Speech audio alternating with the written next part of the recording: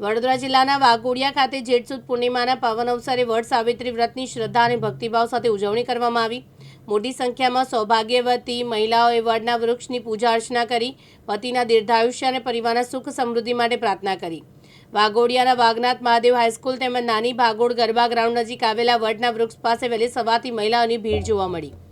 પરંપરાગત વિધિ મુજબ મહિલાઓએ વડના વૃક્ષની પૂજા અર્ચના કરી કાચા સૂતરના દોરા બાંધી 108 પ્રદક્ષિણા કરી વડ સાવિત્રી વ્રતની વિધિવત પૂર્ણ કરી હતી। હર હર મહાદેવ, નમઃ શિવાય।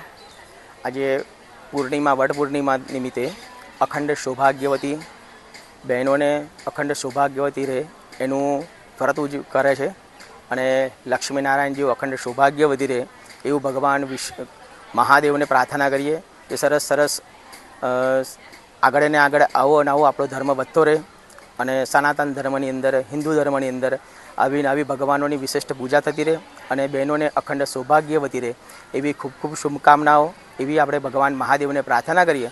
વાઘનાથ મહાદેવ કી જય। સંદીપ પટેલ, દિવ્યાંગ ન્યૂઝ, વાઘોડિયા, વડોદરા।